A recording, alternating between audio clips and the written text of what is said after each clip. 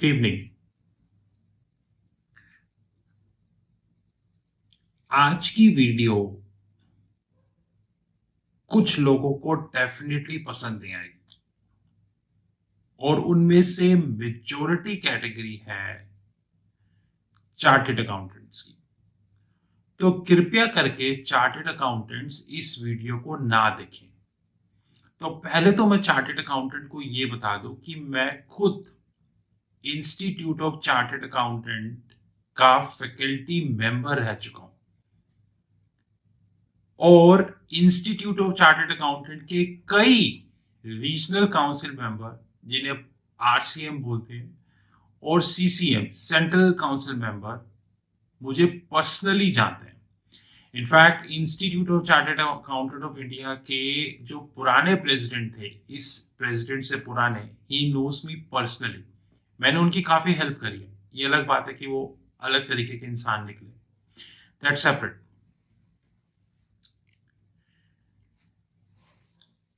जब मैं किसी स्टार्टअप पे बात करता हूं तो मैं ये कहता हूं कि ये स्टार्टअप लॉस में है।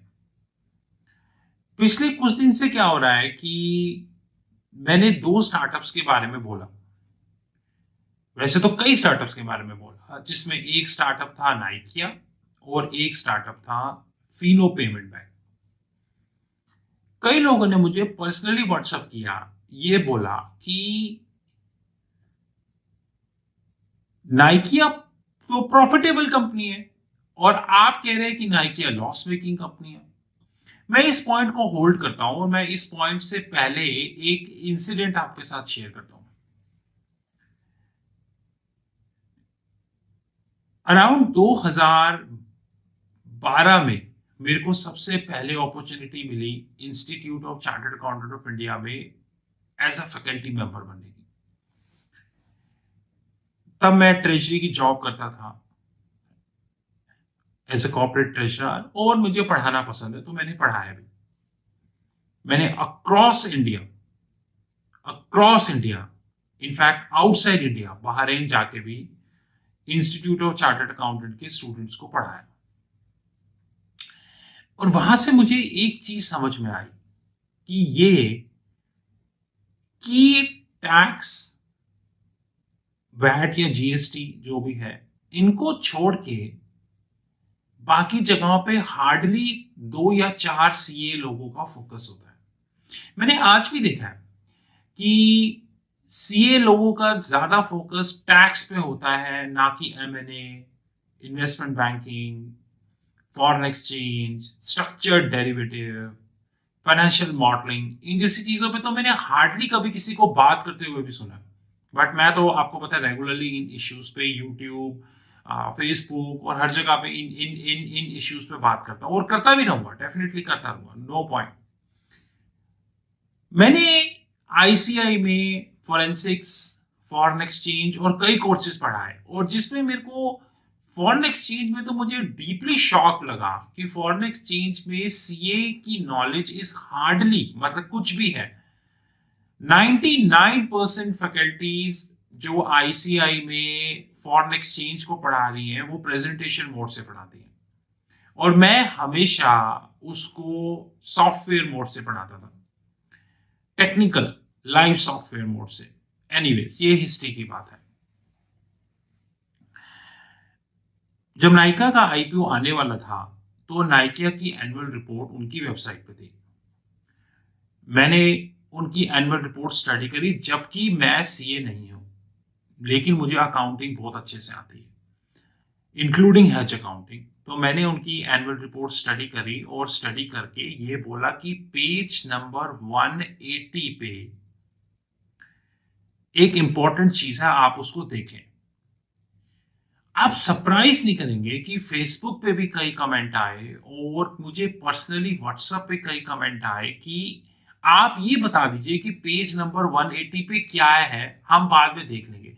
मतलब मैं तो ये सुन के हैरान हो जाता हूं कि, और उसमें लिखा था, जिस बंदे ने मुझे मैसेज किया, सीए दिस सीए दिस। मैं कहा यार, ये बंदा सीए है, जिसने पहले आईपीसीसी करी, पहले सीपीटी करी, फिर आईपीसीसी करी, फिर 3 साल की इंटर्नशिप करी, फिर ग्रुप 1, फिर ग्रुप 2, फिर इनका जो जीएमसीएस होता है, और फिर कहीं जाके इसको डिग्री मिली। इसको तो अंदर से क्यूरोसिटी होनी चाहिए कि यार मैं एनुअल रिपोर्ट को चेक करूं और एनुअल रिपोर्ट को देखूं कि एग्जैक्टली एनुअल रिपोर्ट में है क्या, एग्जैक्टली पेज नंबर 180 पे ऐसी क्या चीज है जो मुझे देखनी चाहिए। मैं एमबीए स्टूडेंट हूं, एमबीए हूं, और प्राउडली बोलता हूं कि मैं एमबीए हूं, लेकिन मैं आज भी गोल्डमैन सैक्स, JP Morgan, Morgan Stanley, Citi bank, बड़े बड़े बैंक्स की एनुअल रिपोर्ट जो उनकी वेबसाइट पे है उनका प्रिंट लेके पढ़ता हूं, और इतनी नॉलेज मिलती है, इतनी नई चीजें जानने को मिलती है, और ये भी पता चलता है कि वो कहां पे गलतियां कर रहे हैं। फिर एक बार एक बंदे ने बोला, वो भी सीए, कि नाइकी तो प्रॉफिट में है, आप बताइए लॉस में कैसे है। मैं तो हाइट ऑफ डिप्रेशन में चला गया था, लेकिन फिर भी मैंने उसे समहाउ एक्सप्लेन किया कि सर एक कंसेप्ट होता है रिटेन्ड अर्निंग्स। अब रिटेन्ड अर्निंग्स क्या होती है? एक कंपनी ने बिजनेस किया 100 रुपीज का, जिसमें उनकी कॉस्ट थी 50, 50 रुपीज उनकी इनकम। 50 रुपीज में से प्रोप्राइटर्स को 10-10 रुपए का प्रॉफिट बांट दिया गया, मान लेते हैं, तो प्रोप्राइटर्स से बचा 30। उस 30 रुपीज को बैलेंस शीट में रिजर्व्स के तौर पर डाल दिया गया। वक्त चलता गया, चलता गया, चलता गया, कंपनी प्रॉफिट्स कमाती गई, और वो रिजर्व्स एंड सरप्लस बढ़ते चले गए, बढ़ते चले गए। इसका एक लीडिंग एग्जांपल है एप्पल। स्टीव जॉब्स हमेशा से इस बात पे विश्वास करते थे, और मैं भी इसी बात पे विश्वास करता हूं, कि इंसान को अपने प्रोडक्ट को प्रॉफिट में बेचना चाहिए, अपने प्रोडक्ट को इतना क्वालिफाइड बनाना चाहिए कि लोग आपके प्राइस पे वो प्रोडक्ट लें। आज अगर आप एप्पल का रिजर्व्स एंड सरप्लस देखेंगे तो वो नियर अबाउट $200 बिलियन है, जो कि कई देशों की जीडीपी से ज्यादा है। यानी कि अगर एप्पल चाहे तो कई देशों को बाय कर सकती है। वो कैसे रिजर्व एंड सरप्लस 200 बिलियन हो गए? एक दिन में तो नहीं हो गए ना।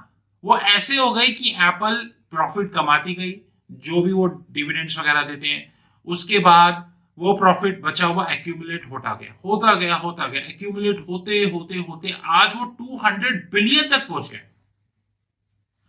प्रोबेबली एप्पल आज $3 ट्रिलियन की कंपनी है वैल्यूएशन टर्म्स में। प्रोबेबली अगर यही सिनेरियो आने वाले 25 सालों तक चला तो हो सकता है कि एप्पल का रिजर्व ही खाली $500 बिलियन हो। और मेरी बेस्ट विशेस एप्पल के साथ। अब सबसे इंपॉर्टेंट चीज क्या होती है कि इंडिया के जो लॉस मेकिंग स्टार्टअप्स है, नाइकिया, पेटीएम, जोमेटो, फ्लिपकार्ट, बायजूस, ओला, उबर, दिल्ली वैली, और ऐसे बहुत लिस्ट बहुत लंबी है, स्नैपडील, ये हर साल लॉस रिपोर्ट करते हैं। अब ऑफ कोर्स अगर आप लॉस रिपोर्ट करेंगे तो आपकी इक्विटी डेंट होगी, क्योंकि इक्विटी के दो कंपोनेंट्स होते हैं, शेयर कैपिटल और reserves and surplus. Reserves and surplus तो पहले ही नेगेटिव है, वो लॉस आपकी रिटेन्ड अर्निंग में चला जाता है और वो वहां एक्यूमुलेट होता रहता है।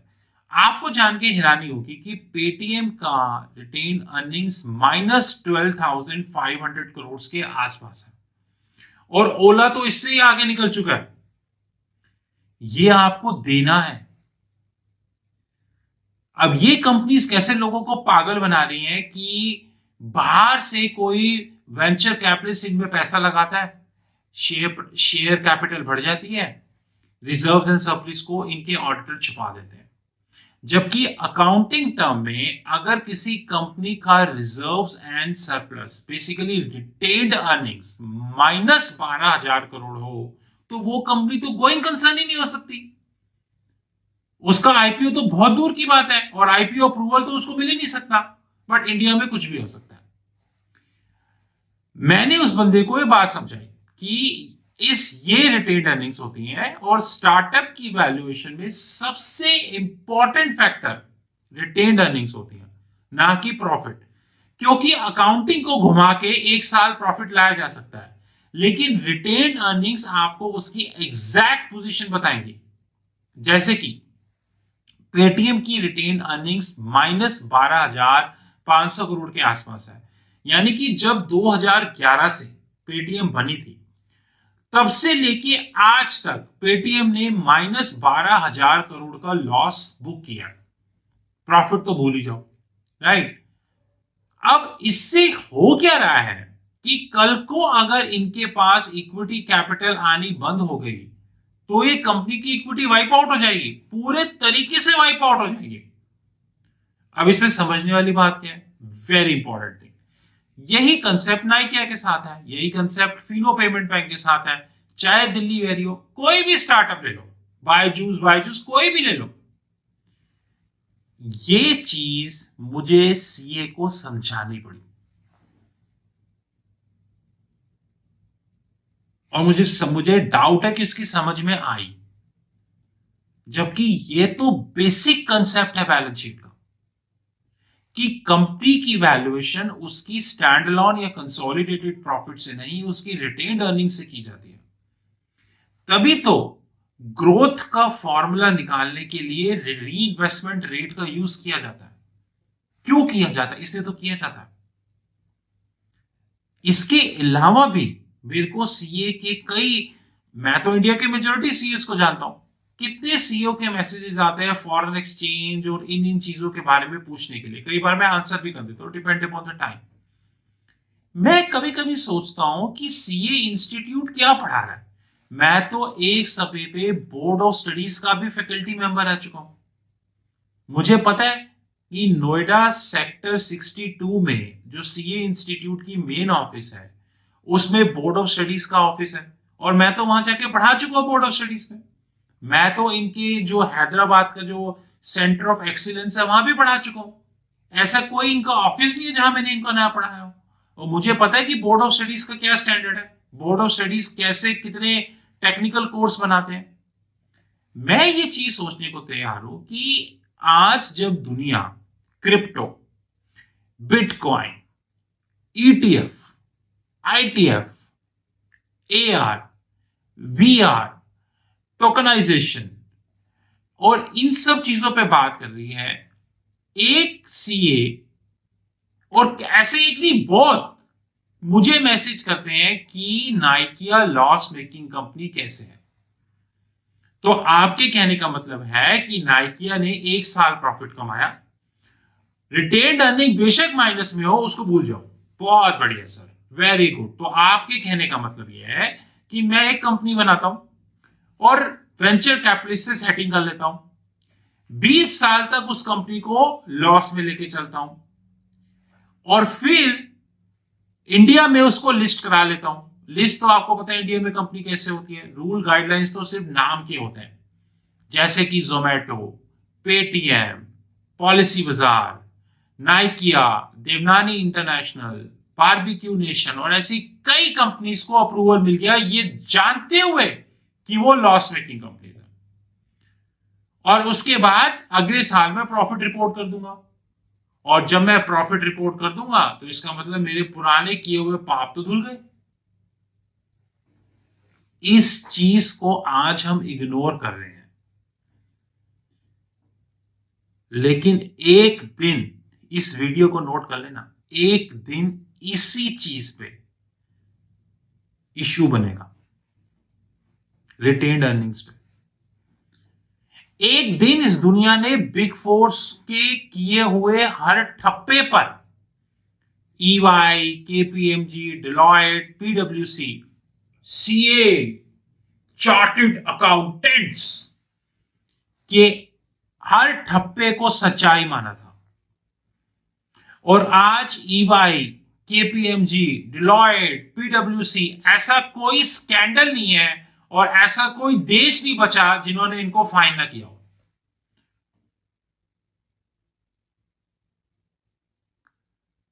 आज मैंने एक सेंट्रल काउंसिल मेंबर को सीए के ये बोलते हुए नहीं सुना कि स्टार्टअप की वैल्यूएशन उनकी एक्चुअल वैल्यूएशन से वे बियॉन्ड है। मैंने एक सेंट्रल काउंसिल मेंबर को यह बोलते हुए नहीं सुना कि इनकी कंपनी की बुक्स में नेगेटिव रिटेन्ड अर्निंग्स बढ़ती जा रही हैं, जो कि पे करनी है, कहां से पे होगी।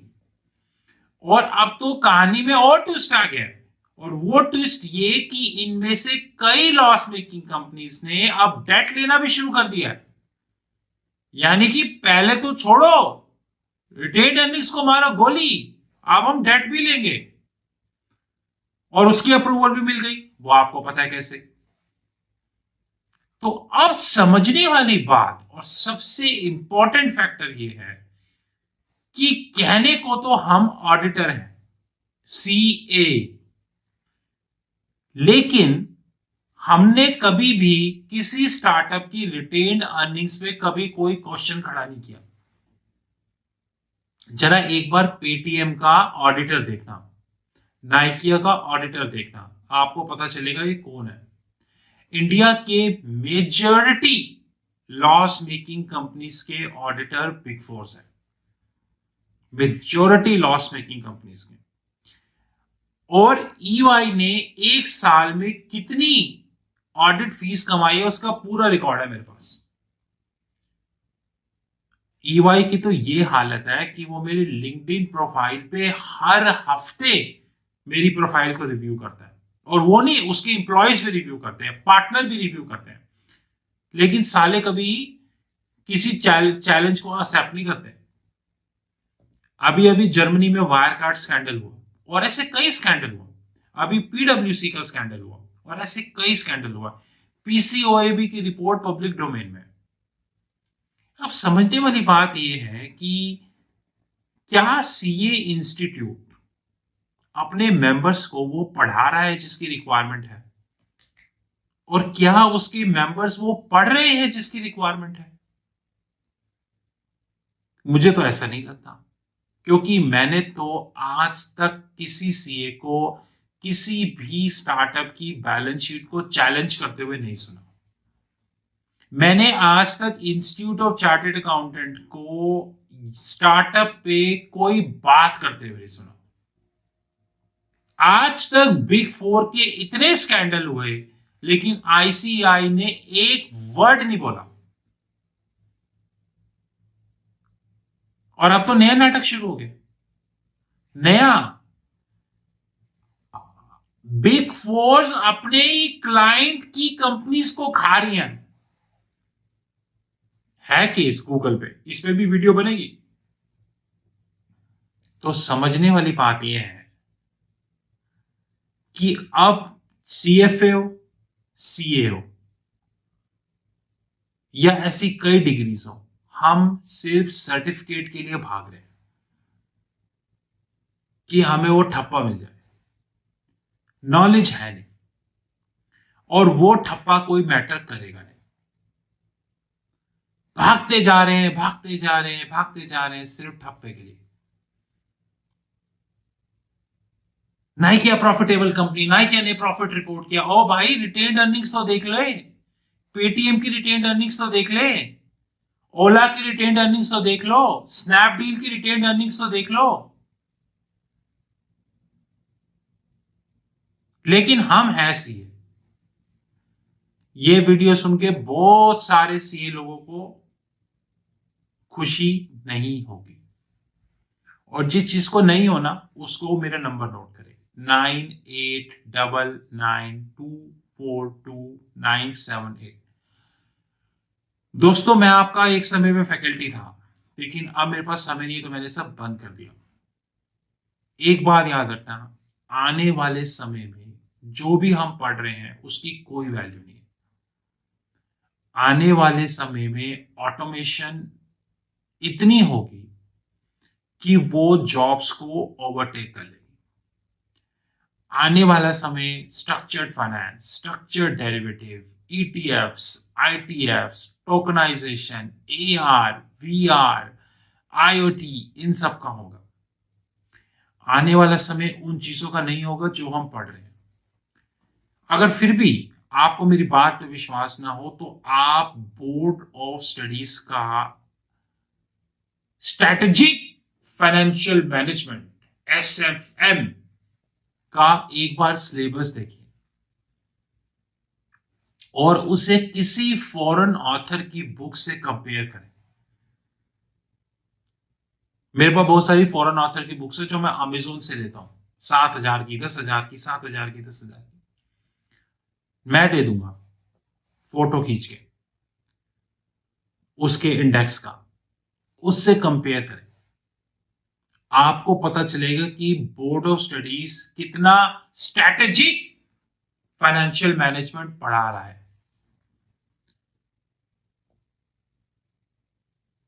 शायद इसीलिए ही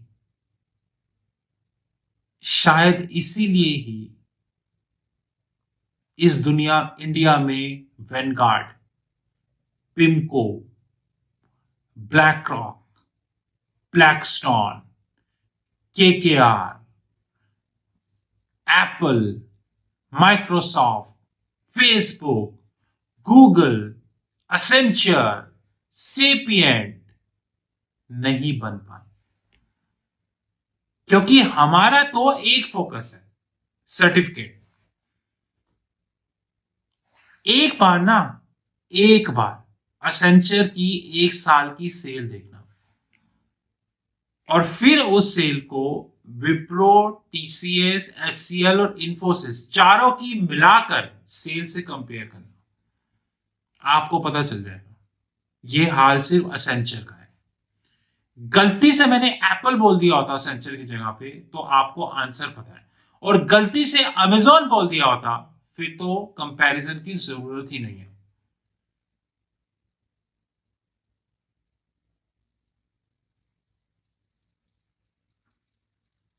दिस इज राहुल मगन फ्रॉम ट्रेजरी कंसल्टिंग ग्रुप। दोस्तों, नॉलेज पे फोकस करो, नॉलेज पे। और रही बात इन बिग फोर्स की, इनकी हेज अकाउंटिंग मॉड्यूल पे अब ऐसी ऐसी वीडियो बनेगी कि इनको ये मानना पड़ेगा कि इस दुनिया का सबसे बड़ा फ्रॉड है हेज अकाउंटिंग, जो ये खुद कर रहे हैं।